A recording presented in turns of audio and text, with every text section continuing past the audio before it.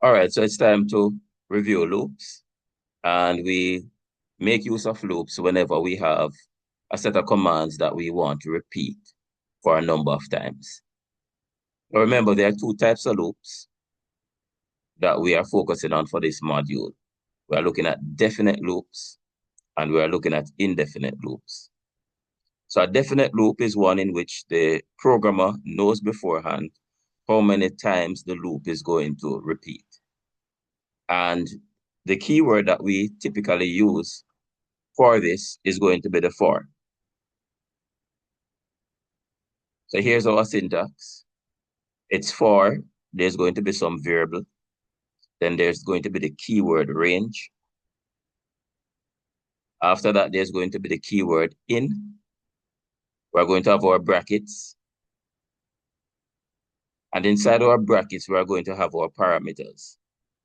And in terms of the parameters, we're going to have a parameter that indicates at what value we're going to start, at what value the loop is going to stop, and our increment value, which means how much are we going to keep on incrementing by as we run through the loop. So let's have a quick demonstration of how this operates. So for, let's create a variable, let's call it I, or let's call it count. Then the range keyword, the in keyword, and let's start at 1, let's end at 10, and let's increment by 1.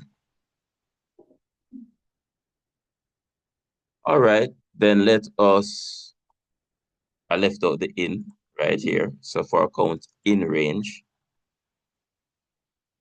place the in at the wrong place. And also bear in mind that the commands have to be indented under the for. So we're going to simply print what is in count. I'm using a formatted print.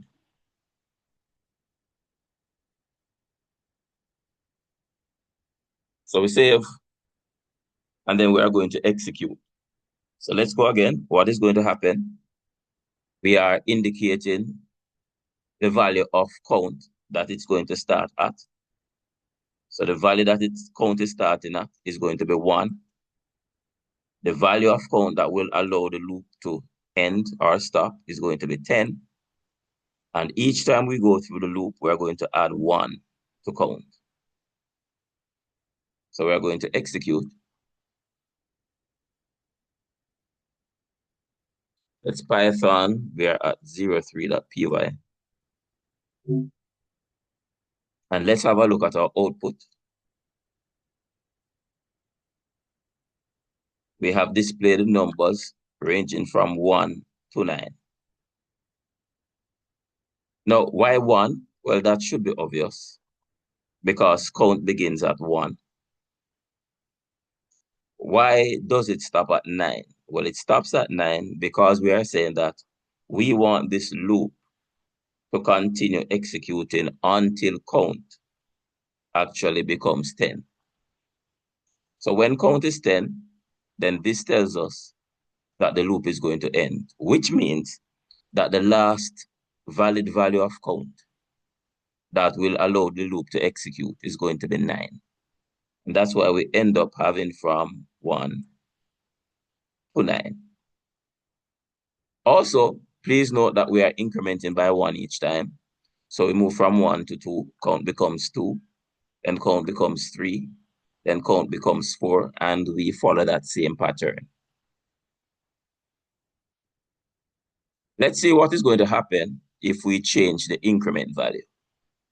So I'm going to change the increment value from 1 to 3. And what this is saying is that we're going to increment by 3 each time. So count is going to start at 1, and then we're going to increment count by 3 each time. So let's re-execute. And let's have a look at our output. We have 1, so count started at 1. Remember, we are still printing count. So count started at 1, and the next time it loops, we add 3 to 1. So 3 to 1 gives us 4. So we print 4. The next time it loops, we add 3 to 4. So 3 plus 4 gives us 7. And the next time we loop, we will add 3 to 7 gives us 10. Well, at that point, we would have reached the terminating condition. So the loop stops because we are going to jump outside of the loop. So that's the basic operation of the for. And as you already know, we can use the for to do things like printing or generating a timetable. And we can do that by incorporating the different commands that we have learned so far so that they can work with the for command.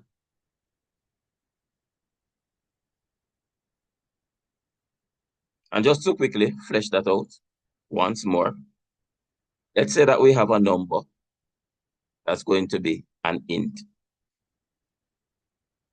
Let's initialize that to 0.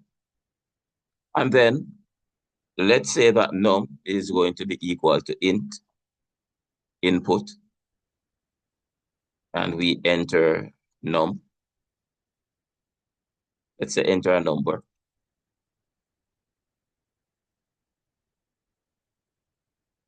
So we take that number, we convert it to an integer. That's the number that is entered by the user. And then we now want to go to our loop. And in the loop, we want to generate our mathematical timetable. So we know it's going to range from 1 to 12. And because we want it to go from 1 to 12, inclusive of 12, then that means that our stopping point is going to be 13. We're going to increment by 1 each time. And as we go through the loop, there are a few things that we want to do. We want to compute, number one, what the result is going to be. So let's say that result is R. I'm going to create result before the loop. And the reason for creating result before the loop is that each time the loop executes, we're going to do everything in the loop over. I'm going to show you that quickly. So let's say that result is going to be an int. Let's say that is also assigned 0. So inside the loop, we are now going to say that result is going to be equal to num times whatever count is. Remember, count is going to run from 1 to 12. So it's going to be num times 1, then num times 2, straight up to num times 12. And we are then going to print the number that was entered by the user. So it's num times count, whatever count is going to be equal to result.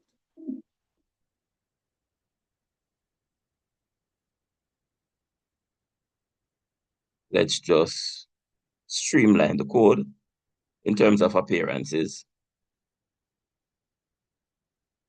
So there we have it. We have created our variables in lines 15 and 16. We then get from the user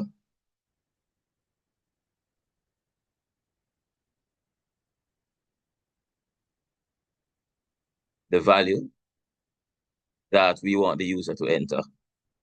And then following that, we are going to make use of a loop so that we can compute the mathematical timetable. So let's go to our output screen and let's execute. So it's Python 03.py. Let's clear screen. As a matter of fact, let me kill that terminal. And then let's start over the execution. All right, seems as if I did not save. So let me save. Control S. And then let's do that again. So enter a number. So let's do the 5 times table. So I'm going to enter 5. And we are seeing our output. 5 here represents the number that the user has entered. So we are displaying that each time.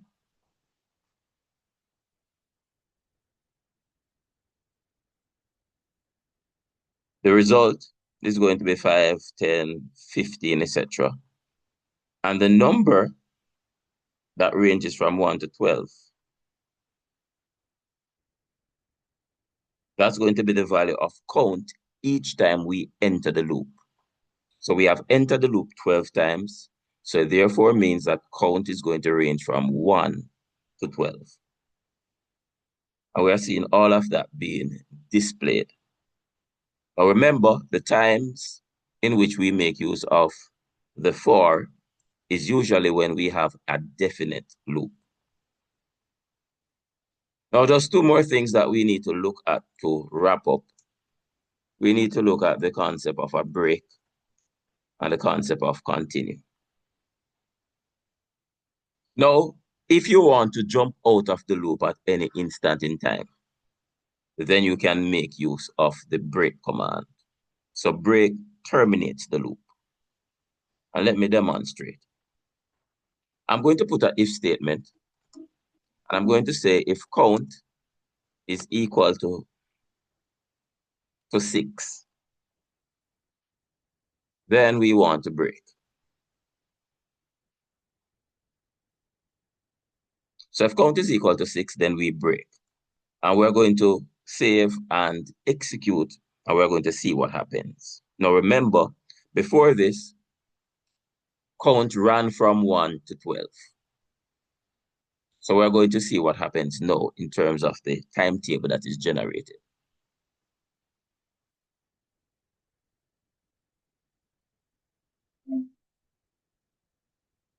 I kill the terminal, and I'm going to execute again. Enter a number, enter in 5 again. Now note, this time, we have our values ranging from 1 to 5. Now, why 1 to 5? Well, remember, we had said that if it is equal to 5, just going back to the code, sorry, we had said if count is equal to 6, then at that point we want to break. So therefore, we have executed count being 1, 2, 3, 4, and 5. When it becomes 6, then we break, meaning we jump out of the loop. And because we have jumped out of the loop, then it means that we have terminated the timetable when count, when the last value of count in the loop was 5.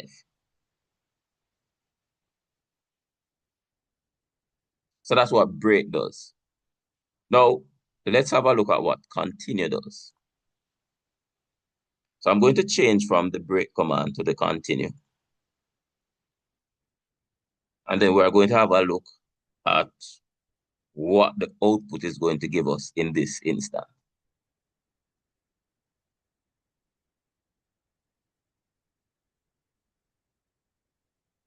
So let's re-execute.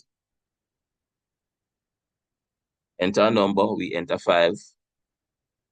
I want you to have a good look at what has happened. It seems as if the entire timetable has been generated, but it has not. And in order to figure out what is happening, let's look at the point between 5 and 7. Now notice at this point, what we are not seeing is the value 6. So we're not seeing the value 6. And the reason why we're not seeing the value 6 is that we said that if count is equal to 6, we want to continue. What continue does, it allows the loop to skip a turn. So in this case, we would skip the turn whereby count is actually equal to 6. And that's why we are not seeing 6 being displayed. So we skip 6, and we continue the loop at 7. So just to make that clear, we run from 1 to 5, we skip 6, and then we continue at 7.